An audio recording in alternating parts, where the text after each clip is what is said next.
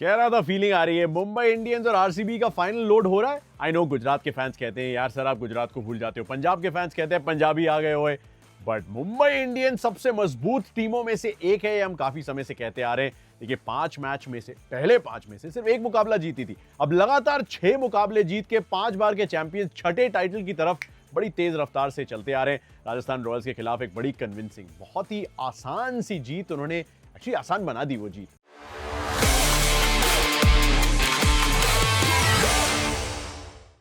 इतनी आसान होनी नहीं चाहिए थी। गुजरात से ही पूछ लीजिए, सवाई मानसिंह स्टेडियम आए थे, राजस्थान रॉयल्स ने मुंह की खाने पे मजबूर कर दिया था उन्हें। लेकिन मुंबई इंडियंस सबसे वेल ऑयल्ड यूनिट नजर आ रही है। ओपनर्स रन बना रहे हैं, शतकीय साझेदारी आ रही है, रोहित शर्मा के 50 आ रहे हैं, रायन रिकल्टन तीसरा 50 लगा चुके हैं, सूर्या 3 पे आते हैं और हार्दिक 4 पे चले जाते हैं। तिलक वर्मा की जरूरत ही नहीं पड़ती, विल जैक्स की बैटिंग की जरूरत ही नहीं पड़ती, नीचे नमन धीर भी हैं, नीचे दीपक चाहर भी हैं, कॉर्बिन बॉश भी बैटिंग कर सकते हैं। वैसे जसप्रीत बुमराह भी अपने आप को बैटर ही मानते हैं और बनता भी है, बंदे ने एक टेस्ट के ओवर में किसी और बैटर से ज्यादा रन भी बनाए। बट व्हाट अ टीम यार, मतलब Trent Boult, Deepak Chahar, Hardik Pandya, Corbin Bosch, Jasprit Bumrah, Mitchell Santner तो मैचेस ही नहीं खेले हैं पिछले 2, बट फिर भी ऐसा लग रहा है कि wow this is going to be the team to beat. RCB का मुकाबला चेन्नई सुपर किंग्स से है, तो मैं वो मैच कवर करने जा रहा हूँ बैंगलोर, और मज़ा तो आएगा। मतलब एक्चुअली पिछली बार आरसीबी ने सीएसके को हराया था और प्लेऑफ्स में अपनी जगह पक्की की थी। क्या एक बार फिर से सीएसके को वो हराएंगे, एक बार फिर से प्लेऑफ्स में अपनी जगह सीमेंट कर लेंगे? Very nice story. और सीएसके भी तो थोड़ा सा बदला लेना चाहेंगे, उनका सीजन खत्म हो चुका है जैसे कि हो चुका है राजस्थान रॉयल्स का।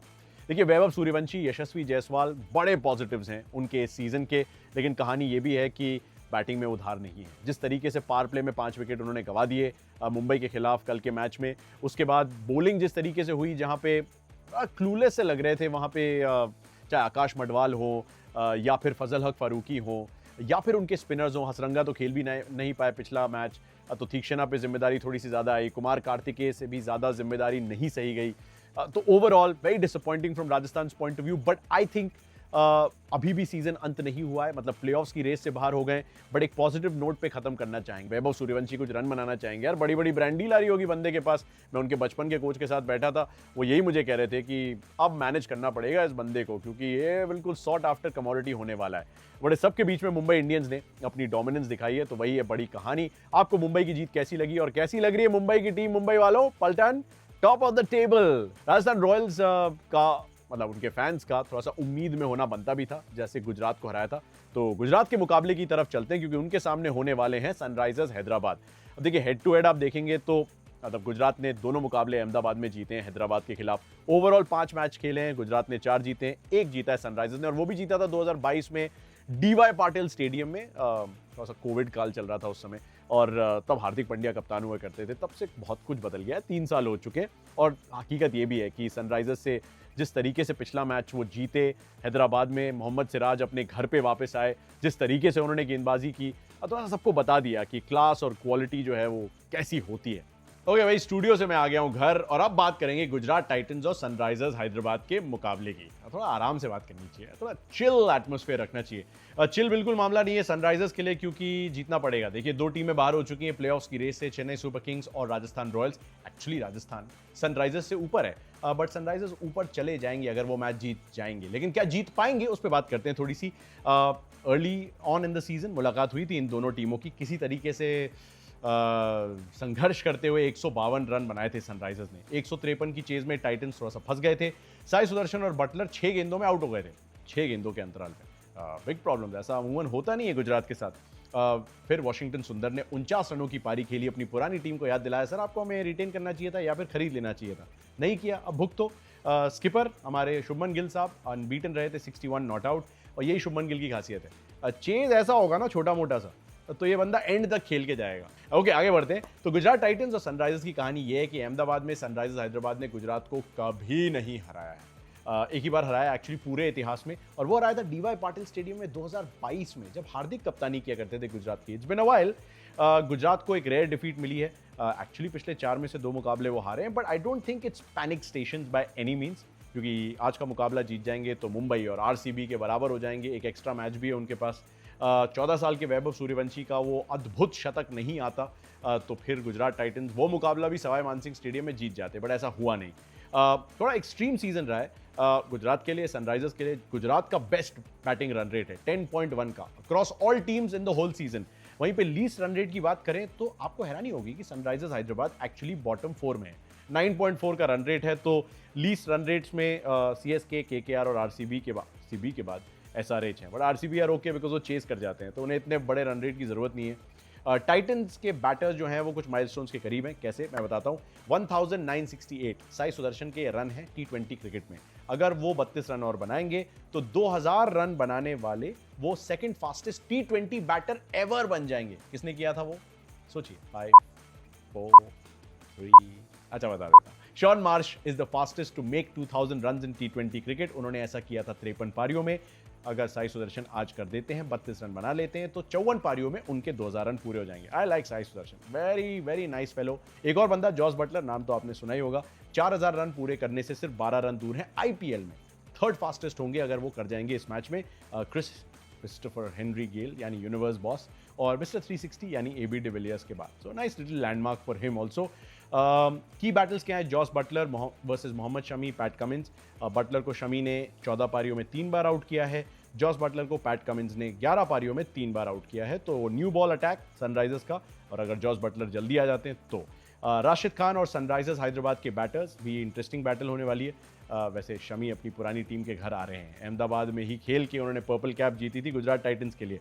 राशिद खान के आईपीएल के सफर की शुरुआत हुई थी सनराइजर्स हैदराबाद के साथ, जब वो बने थे पहले अफगान खिलाड़ी आईपीएल में खेलने वाले। टेक्निकली चेक कीजिएगा, आपको पता चल जाएगा, मैं सच बोल रहा हूँ। अभिषेक शर्मा राशिद खान के सामने 1 बार आउट हुए हैं। ईशान किशन को राशिद खान ने 2 बार आउट किया है 11 पारियों में। हेनरिक क्लासन को 6 पारियों में 2 बार आउट किया है। राशिद खान फंसाते हैं हेनरिक क्लासन को, ऑल्दो हेनरिक क्लासन स्पिन अच्छा खेलते हैं। राशिद के खिलाफ भी 155 का स्ट्राइक रेट है, पर 2 बार आउट भी हुए हैं।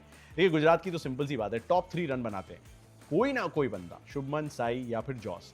17वें 18वें ओवर तक तो खेलता नजर आता ही है, लगभग गारंटी रही है। एक फिक्स डिपॉजिट रहा है गुजरात टाइटंस के लिए, और उस आंकड़े भी यही बताते हैं। Highest average bye top 3 batters अगर इस सीजन देखा जाए 56.9 गुजरात टाइटंस। सेकंड पे एलएसजी हैं 39.2, बहुत फासला है। ओपनिंग स्टैंड उसमें खासतौर से थोड़ा सा गौर करने लायक, गौर फरमाने लायक है, क्योंकि साई सुदर्शन और शुभमन गिल से ज्यादा इकट्ठा रन किसी ने नहीं बनाए हैं। 541 एंड काउंटिंग। सेकंड नंबर पे है विराट कोहली, देवदत्त पडिक्कल 429, यानी कि साई और शुभमन एक दूसरे को पसंद भी बहुत करते हैं, एक दूसरे के साथ बैटिंग करना भी बहुत पसंद करते हैं। अच्छा, लोअर मिडिल ऑर्डर जो है गुजरात टाइटंस का, उसको ज्यादा काम करना नहीं पड़ा है, लेकिन उन्होंने जब भी उनको बुलाया गया है तो उन्होंने अपना काम किया है। चाहे वो शाहरुख खान हो या राहुल तेवतिया या वॉशिंगटन सुंदर। एग्जांपल दे देता हूँ, वॉशिंगटन को जल्दी भेजा गया था, मैंने बताया था 49 रन बनाए थे हैदराबाद में उन्होंने सनराइजर्स के खिलाफ, वो जल्दी आते हैं, अपना काम करके जाते हैं। शाहरुख को जल्दी भेजा गया था आरआर के खिलाफ, उन्होंने भी कर दिया काम। राजस्थान रॉयल्स के खिलाफ तेवतिया को जल्दी भेजा गया था डीसी के खिलाफ, उन्होंने चेस को एस कर दिया। तो जब भी इनकी जरूरत अच्छा, शर्फिन रथरफर्ड भी आ जाते हैं कई बार, तो मतलब काम कर जाते हैं। बेसिकली टॉप 3 रन बनाते हैं, और अगर कुछ कसर बाकी रह जाए तो बाकी के इंडियन बैटर्स संभाल लेते हैं। That's a great thing. अच्छा, पिछले मैच में बड़ा एक रेयर ऑफ डे रहा था इनके बॉलर्स के लिए, स्पेशली प्रसिद्ध कृष्णा के लिए। जॉश हेजलवुड फिलहाल पर्पल कैप की रेस में सबसे आगे हैं, 18 विकेट्स। 17 पे हमारे प्रसिद्ध कृष्णा साहब हैं। पिछले मैच में थोड़ी सी मार पड़ी थी भाई को, तो वैसे तो अपना गुड फॉर्म कंटिन्यू कर पाएंगे वो, मुझे पूरी उम्मीद है, क्योंकि अहमदाबाद से उन्होंने बताना शुरू किया था कि इस पे आप थोड़ा सा ऑफ कटर्स भी डाल सकते हैं, थोड़ा सा स्लो बाउंसर्स भी यूज़ कर सकते हैं। पेस वेरी करेंगे तो आपकी जो करियर की ट्रेजेक्ट्री है ना, वो भी बदल सकती है। मोहम्मद सिराज का थोड़ा सा ब्लिप इन फॉर्म रहा है एक अच्छी शुरुआत के बाद। कैसे, पहले 5 मैच में 10 विकेट लिए थे सिराज ने, हैदराबाद में बहुत परेशान किया था, और फिर पिछले 4 मैच में सिर्फ 2 विकेट आए और इकोनॉमी 10.9 का है। स्लाइट प्रॉब्लम्स, बट फिर भी मैं सिराज को लूंगा अपनी टीम में, क्योंकि अंडर लाइट्स गेंद घूमती है। तो अगर गुजरात सेकंड गेंदबाजी कर रहे हैं तो भी सिराज को लूंगा, और अगर एसआरएच सेकंड गेंदबाजी कर रहे हैं तो मैं शमी को जरूर लूंगा अपनी फैंटेसी टीम में, क्योंकि शमी बहुत लहराते हैं गेंद को। अंडर लाइट्स अहमदाबाद में पता नहीं कुछ तो कनेक्शन है, वो हवा चलती है साबरमती नदी से और कुछ ना कुछ हो जाता है। सनराइज हैदराबाद की पावर प्ले की बैटिंग बहुत निराशाजनक रही है। अच्छा, इंटरेस्टिंग कहानी है, पिछले सीजन से लेके अब तक जो मैचेस उन्होंने खेले हैं जिसमें पावर प्ले में पहले 6 ओवर में 65 रन या उससे ज़्यादा बनाए, 9 में किया है ऐसा, 9 मैचेस जीते हैं। जिसमें वो 65 से कम रन बनाते दिखे 16 ऐसे मैच हैं, उसमें से 3 ही जीते हैं और 13 हारते नजर आए। तो 65 रन बना देंगे तो वारे न्यारे, नहीं बनाएंगे तो गुड बाय यारे। ये प्रॉब्लम है उनके लिए। और ट्रैविस शेख का जो मिला जुला फॉर्म है ये बहुत बड़ी समस्या बन गया है उनके लिए, क्योंकि दोनों ओपनर स्ट्रगल कर रहे हैं, खासतौर से घर से दूर। अभिषेक शर्मा ने घर पे बनाए 197 रन, ट्रैविस हेड ने घर पे बनाया 188 रन। घर से दूर अभिषेक शर्मा ने बनाए कुल मिला के 43 रन, हाई स्कोर 40 का है, तो मतलब बाकी के 3 रन बाकी 3 पारियों में बनाए। और ट्रैविस हेड ने घर से दूर बनाए सिर्फ 73 रन और हाई स्कोर उनका 28 का है अपने घर से दूर। मैं शायद दोनों में से सिर्फ एक ही को लूंगा अपनी फैंटेसी टीम में, प्रॉबली अभिषेक शर्मा। शुभमन क्योंकि अच्छे दोस्त हैं, शुभमन को देख के बंदा थोड़ा सा दिखाएगा, मैं दिखाना चाहता हूँ। क्लासन का रेयर फेलियर जो है वो इस सीज़न देखने को मिला है, बट अदरवाइज एवरेज अभी भी 36 का है इस सीज़न, 185 लगाया। दैट्स वाई मैं कह रहा हूँ रेयर फेलियर वाला सीज़न रहा है। स्लो लेफ्ट आर्म ऑर्थोडॉक्स के खिलाफ ये बंदा फंसता है।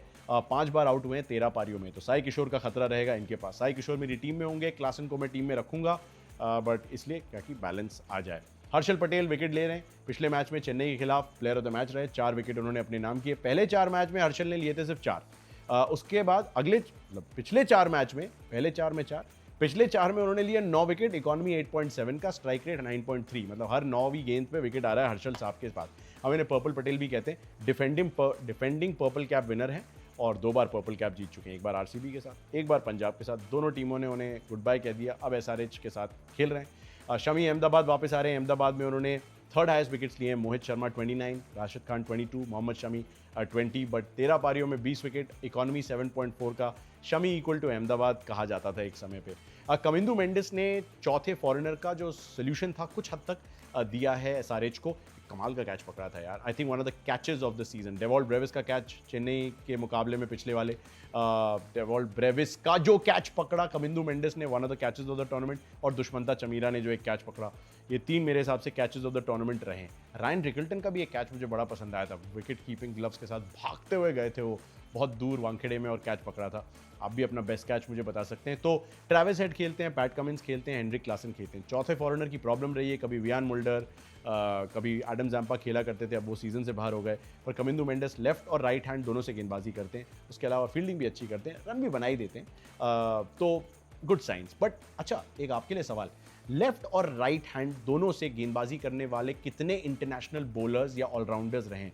मुझे कमेंट सेक्शन में बताइए, गूगल करके बताइएगा, बताइएगा तो मुझे पता है, मैं पिन कर दूंगा कमेंट की, जिसका भी पहला जवाब आएगा मैं इंतजार करूंगा, डोंट वरी, खुद आंसर नहीं दूंगा, आप मुझे बताइएगा लेफ्ट और राइट हैंड से कितने लोगों ने इंटरनेशनल क्रिकेट में, क्योंकि कमिंदू मेंडिस भी इंटरनेशनल क्रिकेटर हैं, गेंदबाजी की है, बताना जरूर। एसआरएच का स्पिन यूनिट जो है वो गुमशुदा तलाश केंद्र में पाया जाता है, वो कराते ही नहीं स्पिन। कुल मिला के 9 विकेट लिए उनके स्पिनर्स ने, और सेकंड लोएस्ट जो है वो 19 विकेट है। तो इतना बड़ा फासला है सनराइजर्स के स्पिन और बाकी जो lowest, second lowest, third lowest वाली टीम है उनके बीच में। उसका कारण है highest economy bye spin Sunrisers, least wickets taken by spin Sunrisers.